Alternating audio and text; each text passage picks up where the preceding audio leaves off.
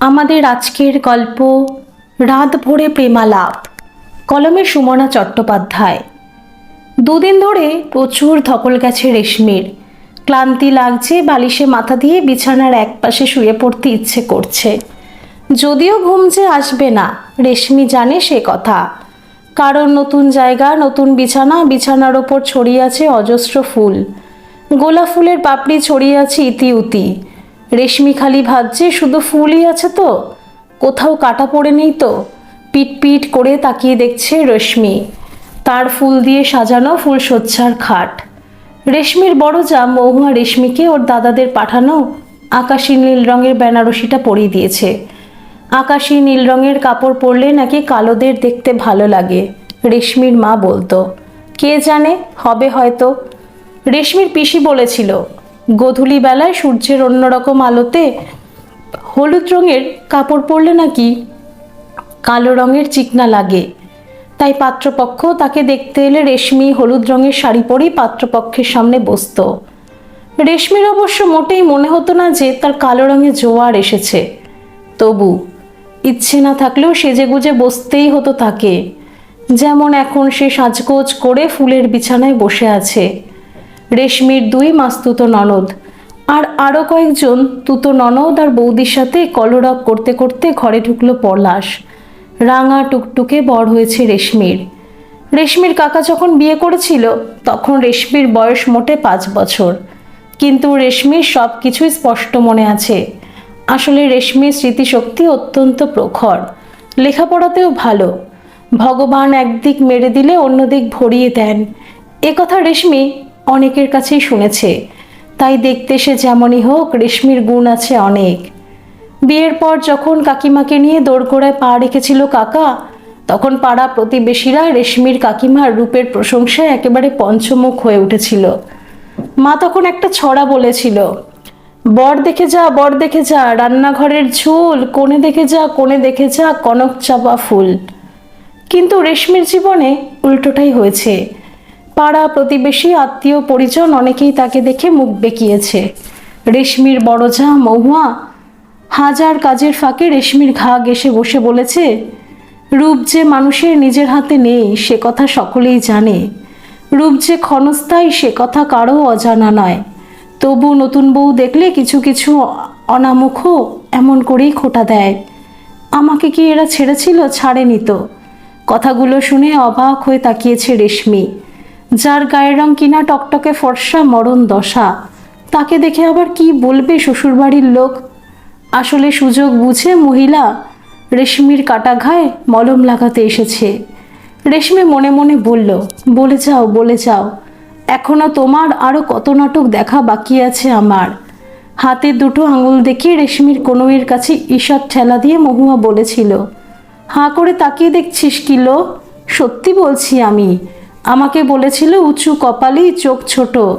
কি জানিস তো, নতুন বউ দেখলে তার একটু পেছনে লাগা, এইটাই এদের প্রধান উদ্দেশ্য। তাই বলছি, যা শুনবি এক কান দিয়ে ঢোকাবি, আরেকটা কান দিয়ে বের করে দিবি। রেশমি এক পাশে ঘাড় কাত করেছিল। মনে মনে বলেছিল, তুমি কিছু ভেবো না দিদি, শোনা তো দূরের কথা, আমি একেবারে চোখ বন্ধ করেই থাকবো। মুখে কিছু বলেনি। পই পই করে পিসি তাকে বারণ করে দিয়েছে, দয়া করে শ্বশুরবাড়ি গিয়ে মুখটা বন্ধ রেখো, লোকে তোমাকে বেহায়া বলে, এমন কোনো কাজ যেন না করো।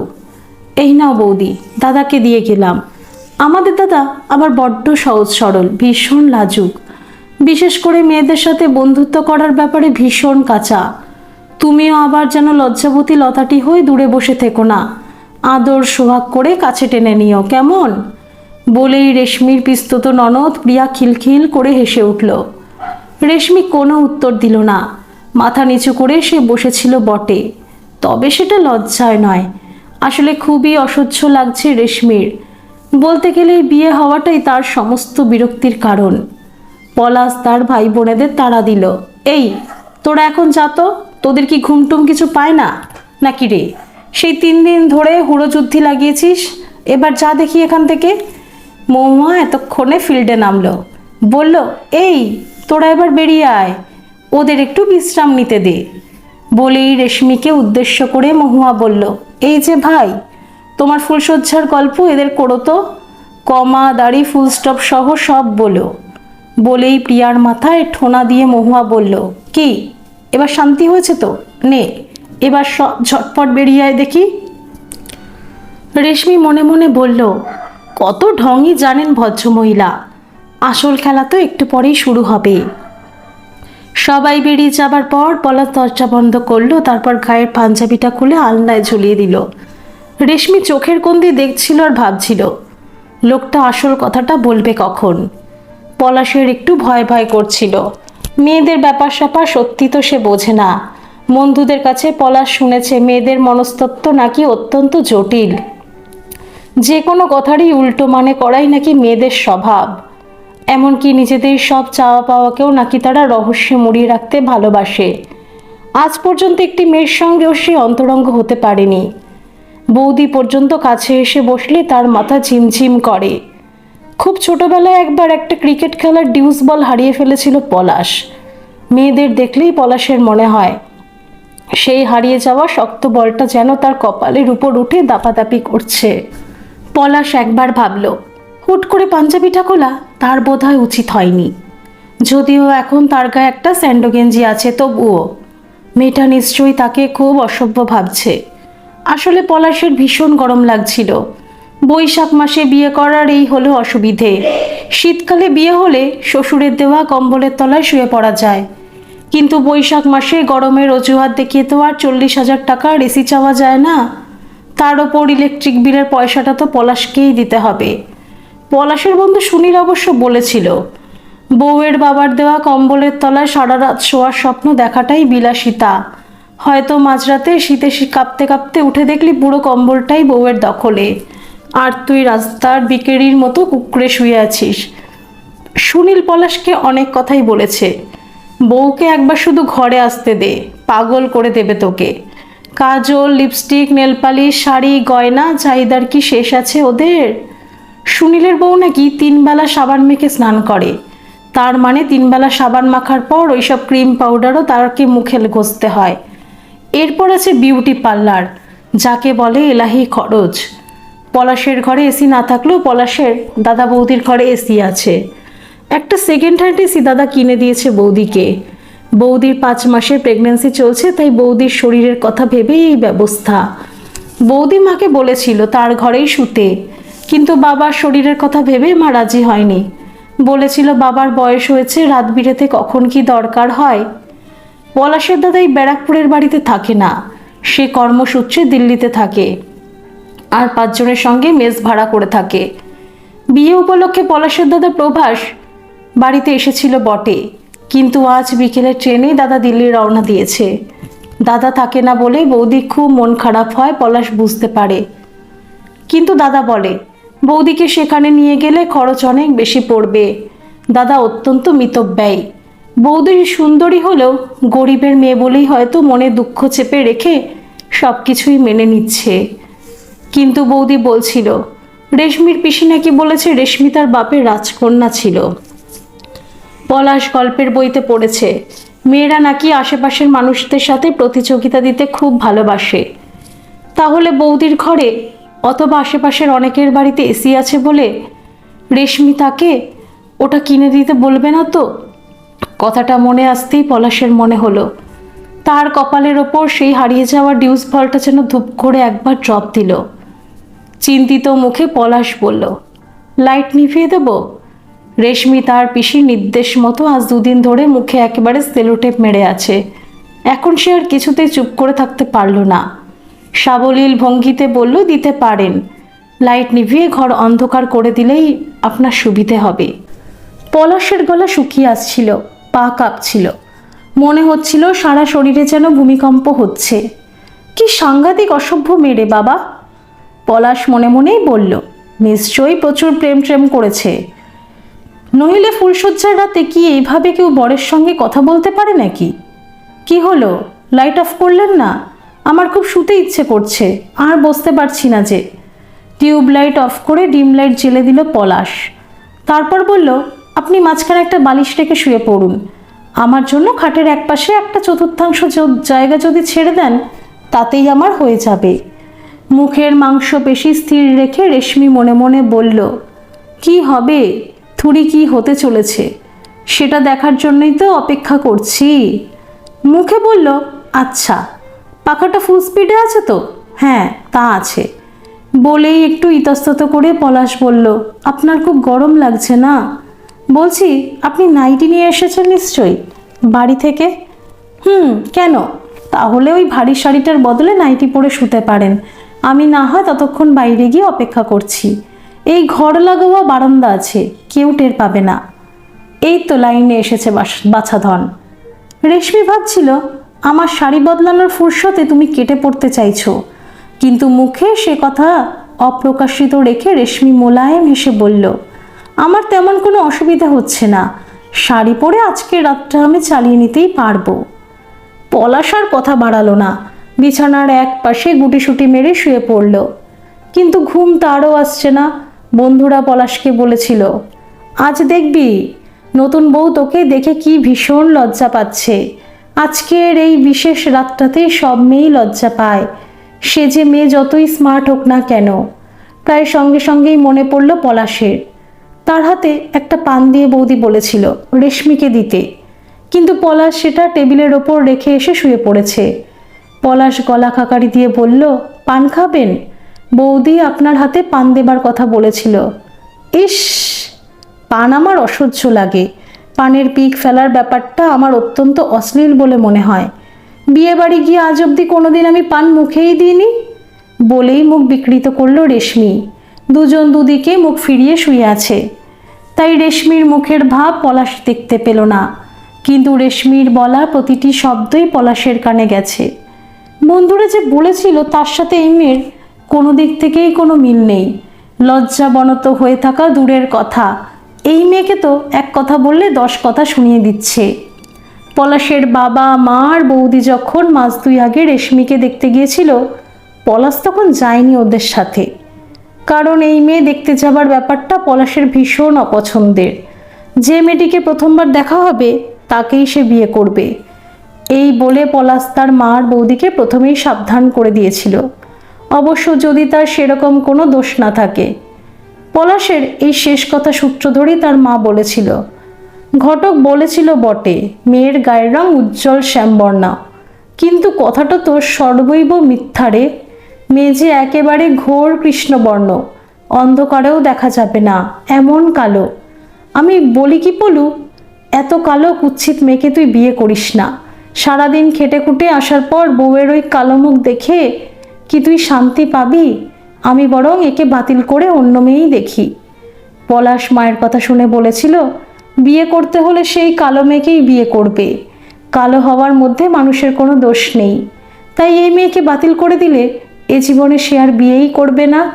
মা তখন বলেছিল, মেয়ের বাড়ির অবস্থা ভালো, নিজের থেকেই মেয়ের দাদা খাট আলমারি ফ্রিজ এসব দেবার কথাই বলেছে।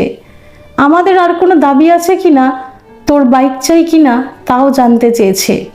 তাহলে আমি বরং 2 লাখ টাকা নগদ চেয়ে নিই, কি বলিস? পলাশ তখন বলেছিল, তুমি যদি এরকম কথা বলো মা, তাহলে আমি নিজেই তোমার বিরুদ্ধে পুলিশের কাছে গিয়ে ডায়েরি করে আসব। ভাবতে ভাবতে পলাশ পাশ ফিরতে গিয়ে দেখল রেশমিও সেদিকে কাত হচ্ছে। দুজন মুখোমুখি হতেই পলাশ বলল, আপনি ঘুমাননি এখনো? রেশমির খুব রাগ হচ্ছিল। সে তো তখন থেকে জেগে থাকার প্রাণপণ প্রচেষ্টাই চালিয়ে যাচ্ছে। রেশমি বলল, ঘুমিয়ে পড়লেই সুবিধে হতো বলছেন? কথাটা পলাশের কানে কেমন খটোমটো ঠেকালো।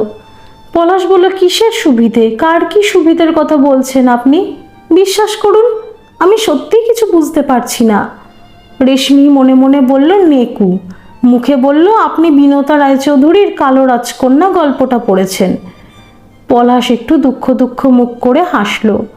তাদের পাড়ায় একটা লাইব্রেরি আছে বটে, কিন্তু স্কুলের পাঠ্য বই ছাড়া সে কোনোদিন কোনো গল্প কবিতা পড়েনি। সাহিত্য চর্চার চেয়ে তার খেলাধুলা আর শরীরচর্চার ব্যাপারেই আগ্রহ বেশি।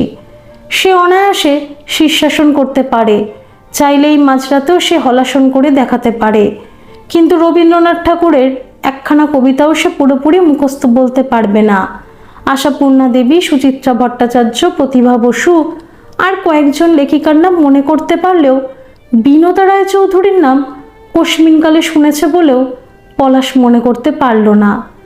পলাশ কোনো রকমে হায়ার সেকেন্ডারি অবধি লেখাপড়া করেছে। বিকমে সে ভর্তি হয়েছিল বটে, কিন্তু প্রথম বর্ষ পর্যন্ত পড়েই তাকে পড়া ছেড়ে দিতে হয়েছিল। তার বাবার শরীরে হাজার রকম জটিলতা, তার জন্য মাসে অন্তত 5,000 টাকার ওষুধ লাগে। মায়ের জন্য কুচকাচ খরচ আছে, জিনিসপত্র সবই অগ্নিমূল্য। সেই পরিস্থিতিতে সব কিছুর দায়ভার সে দাদার ঘাড়ে চাপিয়ে দিয়ে স্বার্থপরের মতো নিজের পড়াশোনা চালিয়ে যেতে পারেনি। একটা কারখানায় সিকিউরিটি গার্ডের চাকরি নিয়ে পলাশ ঢুকে পড়েছিল। বৌদির কাছে পলাশ শুনেছে রেশমি লেখাপড়ায় ভালো। তার ঘরে বিশাল বউয়ের শোকেসে অজস্র বই আছে। বৌদি বলেছিল নতুন বউ কালো হলেও সে বিদুষী। মা শুনে মুখ বেঁকিয়েছিল, বড় বৌমা, মেয়েদের রূপটাই হলো আসল যোগ্যতা, তাছাড়া মেয়েদের রূপের দেমাক তবু সহ্য হয়, কিন্তু এই লেখাপড়ার গুমর বাপু সহ্য হয় না বলেই পলাশকে উদ্দেশ্য করে বলেছিল, কথায় কথায় দেখবি তোকে লেখাপড়া নিয়ে নানা প্রশ্ন করে হেনস্থা করবে, নিচু করবে। আবছা আলোয় পলাশ বউয়ের মুখে দেখে তার মনের কথা বোঝার চেষ্টা করলো, পারল না। বলল, আপনি বুঝি অনেক বই টই পড়েছেন? খোলা জানলা দিয়েই হঠাৎই এক ঝলক ঠান্ডা বাতাস উড়ে এলো, সঙ্গে মেঘের গুমগুম শব্দ। পলাশের প্রশ্নের উত্তর না দিয়ে রেশমি বিছানা থেকে নেমে ছুটতে গিয়ে দাঁড়ালো খোলা জানালার কাছে। খোলা হাওয়ায় রেশমির কপালের সামনে রেশম কোমল কুচো চুলগুলো বাতাসের উচ্ছ্বাসের সাথে তাল মিলিয়ে উচ্ছ্বসিত হয়ে উঠেছিল। আকাশ এখন কালো মেঘে ঢেকে আছে, খানিক পরেই হয়তো বৃষ্টি নামবে। পলাশ সিনেমায় দেখেছে মেঘের গর্জন শুনলেই নায়িকারা বিহ্বল হয়ে পড়ে, নায়ককে জড়িয়ে ধরে তার বুকে মাথা রাখে। একটা মেঘের গর্জন কিভাবে যেন মুহূর্তের মধ্যে সব কিছু ওলট পালট করে দিতে পারে। সমস্ত মনোমালিন্য, ভুল বোঝাবুঝি আর দূরত্ব সরিয়ে একাত্ম হয় নায়ক নায়িকা। কিন্তু তার ক্ষেত্রে সেরকম কোনো কিছুই তো হলো না। ধুত্তরি, সাধে কি বলে গল্পের গরু গাছে ওঠে, আর সিনেমা সিরিয়ালের নায়ক নায়িকারা তারা তো LLB পাশ করার পরেও এর দোষটাও কাটিয়ে উঠতে পারে না। পলাশের মনে হয় সবার অলক্ষ্যে স্ত্রীকে ডাকার জন্য প্রত্যেক স্বামীর উচিত তার একটি নাম দেওয়া। এই যেমন রেশমি, নামটা থাকবে সকলের জন্য, আর সে ডাকবে কাজললতা বলে। আবার বউ ডাকটা সেকেলে হলেও বেশ মিষ্টি। এটা মনে হতেই পলাশ কনফিউজড হয়ে গিয়েছিল। অপশান আসলেই কনফিউশন হয়। এই জন্যে পলাশ ওর মাকে তার জন্য একটি মেয়ে দেখে বিয়ে ঠিক করে ফেলতেই বলেছিল। নাম নিয়ে কনফিউশনে পড়ে যেতেই সুনীলকে পলাশ বলেছিল, যদি কথাটা গোপন রাখতে পারিস তাহলে বলি। সুনীল বলেছিল 100% গোপন রাখবো, তুই বল। লাজুক হেসে পলাশ বলেছিল, আমি রেশমির একটা নতুন নাম দেব, কিন্তু কাজললতা না। কি বউ কি বলে যে ডাকলে তার বেশি সুন্দর লাগবে সেইটাই মনস্থির করতে পারছি না। কাজললতা নামটাই পারফেক্ট লাগছে। রবি ঠাকুর কৃষ্ণকলি আমি তারই বলি লিখেছেন, আর তুই তোর বউয়ের নাম রাখবি কাজললতা বলেই সুনীল বলেছিল, তোর কাজললতার বয়স তো এখন সবে 20, দেখিস বেশি বাড়াবাড়ি করিস না যেন। তবে আজ তোদের দাম্পত্য জীবনের প্রথম রাত, সোহাগ রাত যখন, তখন তো বউকে একটু আদর সোহাগ করতেই হবে। জড়িয়ে ধরে শুধু একবার চুমু খেতে পারিস, কবির ভাষায় অধর সুধা পান করবি। দূর দূর, নিরুচ্চারে বলল পলাশ। এখনো ভাব করাই হলো না তার আবার জড়িয়ে ধরা চুমু খাওয়া।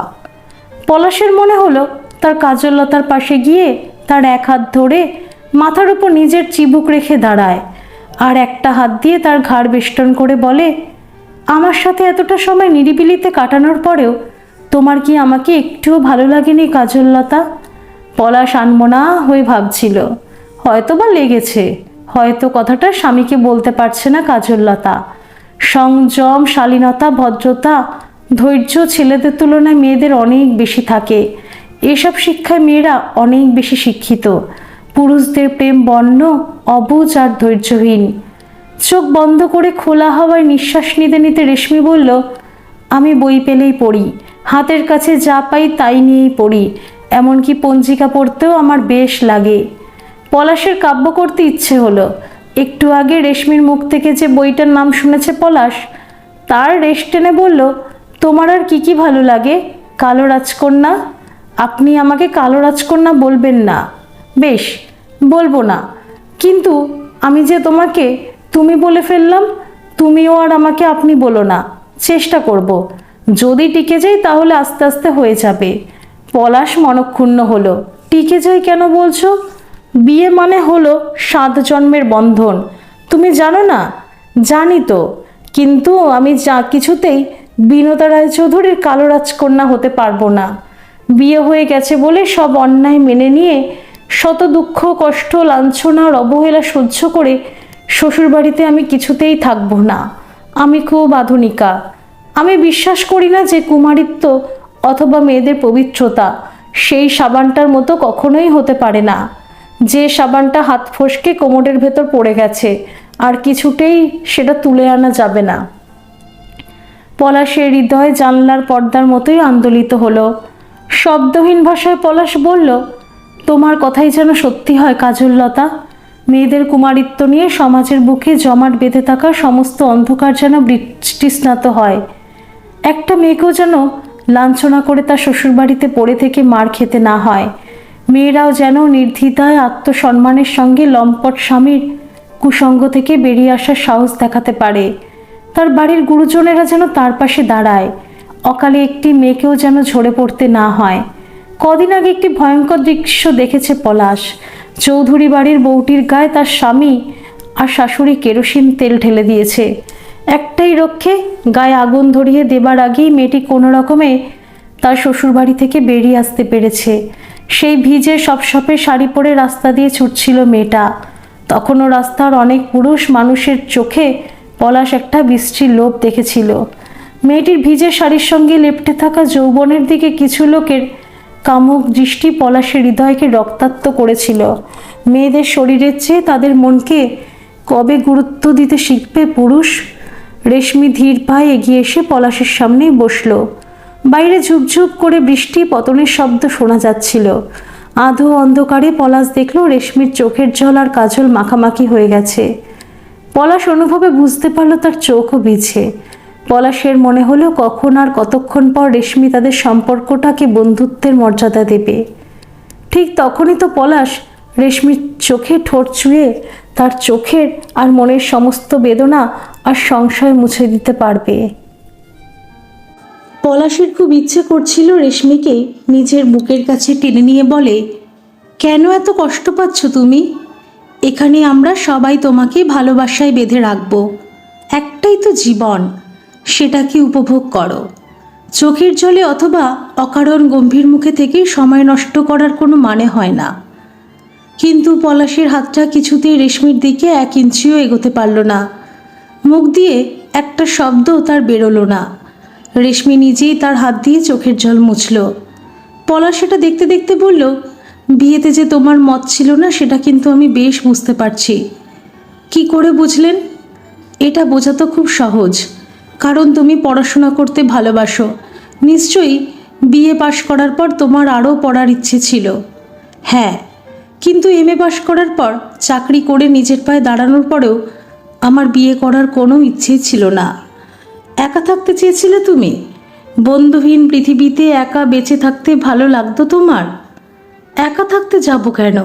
দাদা বৌদি ভাইপো ভাইঝি তারা তো আছে, কিন্তু স্বামীর মতো বন্ধু কেউ হতে পারে কি? মা বাবা পরিবার মানুষ জন্মসূত্রে পায়, বন্ধু করতে গেলে যোগ্যতা লাগে। আমার সেটা আছে কি না তাই তো জানি না। বন্ধুত্ব হতেও সময় লাগে। স্বামী কখনো বন্ধু হতে পারে বলে আপনার মনে হয়? আর বিয়েটা হলো মেয়েদের জীবনে একটা খাঁচার মতো, কিছুতেই ডানা মেলে ওড়া যায় না, নিজের মতো করে বাঁচা যায় না। আপনি বুঝবেন না, কারণ আপনি পুরুষ মানুষ। ছেলেদের এসব সমস্যা নেই। বেশ বুঝেছ তুমি। ছেলেদের বুঝি পরিবারের মেয়েও সামলাতে হয় না, সব ঝক্কি বুঝি মেয়েদেরকেই পোহাতে হয়। হয়তো মেয়েদের শরীর খারাপের কথা কে ভাবে? তাদের তো সংসারের কাজ থেকে একটা দিনের তরেও ছুটি নেই। জ্বর হলেও সে কথা চেপে রেখে সকলের মুখের কাছে খাবার ঠিকই ধরতে হয়। তারপরও কতটুকু সম্মান পায় মেয়েরা? মেয়েদের আজও কোনো সম্মান নেই। কি বলছো? মেয়েরা এখন চাকরি করছে, বেশিরভাগ মেয়েই তো নিজের উপার্জনই খায়। শুধু কি তাই, স্বামী রোজগারে অক্ষম হলে সংসারের হাল ধরে, কিন্তু তাতেও তো পুরুষের আত্মমর্যাদায় আঘাত লাগে। আমার মাস্তুতো দিদি কেয়া স্কুলে চাকরি করে। গত বছর পুজোর ছুটিতে আমি তার বাড়িতে গিয়ে 2 দিন ছিলাম। দুপুরে আমার পাশে শুয়ে কেয়া দিদি যখন ঘুমিয়ে পড়েছিল, তখন আমি নিজের চোখে দেখেছি। কি দেখেছো? ঘুমিয়ে থাকার সময় কেয়া দিদির নাইটি বেশ উপরে উঠে গিয়েছিল। তখন কেয়া দিদির উড়ুতে আমি একটা পোড়া দাগ দেখেছি। আমি জানি ওটা সিগারেটের ছ্যাঁকার দাগ। হঠাৎ খুব জোরে একটা দমকা হাওয়া দিতেই বেশ খানিকটা বৃষ্টির জল উড়ে এলো ঘরের ভেতর। রেশমির বড় চা মহুয়া দরজায় ধাক্কা দিল ঠিক তখনই। কী রে, ঘুমোলি নাকি? দক্ষিণের জানলাটা বন্ধ করিস রেশমি, নইলে জলের ছাট এসে খাট আলমারি সব ভিজে যাবে। মহুয়া আবার দরজায় ধাক্কা দিল। চিৎকার করে এবার দেওরের নাম ধরে ডাকলো মহুয়া।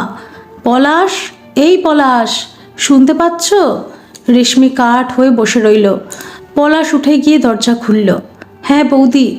তেমন জল এলে নিশ্চয়ই জানলা বন্ধ করব। আসলে ঠান্ডা হাওয়াটা বেশ লাগছে তো তাই। বিদ্যুৎ চমকাচ্ছে খুব, তুমি বরং টিভির প্লাগটা খুলে দিও। পলাশ দরজা বন্ধ করে মোবাইলে টাইম দেখলো, রাত প্রায় 2টো। তারপর রেশমিকে বলল, অনেক রাত হয়ে গেছে, তুমি এবার ঘুমিয়ে পড়ো। হ্যাঁ, আমি ঘুমিয়েই পড়ব, কিন্তু আপনি এবার যান, নইলে উনি হয়তো আবার আপনাকে ডাকতে আসবেন। কে? বৌদি?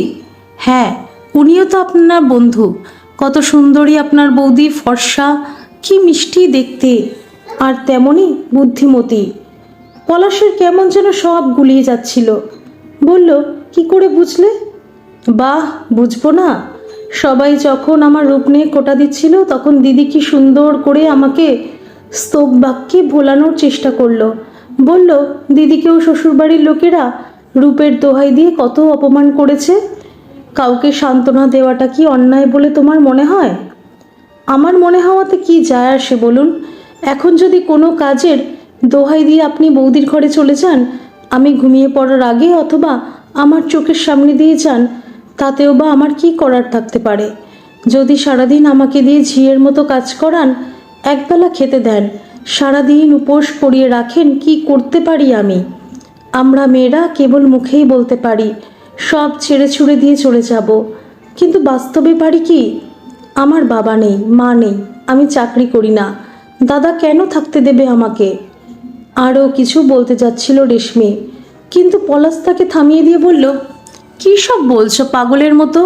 বৌদি আমার বড় দিদির মতো, তাকে নিয়ে কী সব জাতা কথা বলে যাচ্ছ তুমি? কিন্তু কালো মেয়েদের ভাগ্যে তো এরকমটাই হয়। আমি গল্পের বইতেও পড়েছি, বাস্তবেও শুনেছি। কালো বউকে কি তার স্বামী ভালোবাসতে পারে নাকি?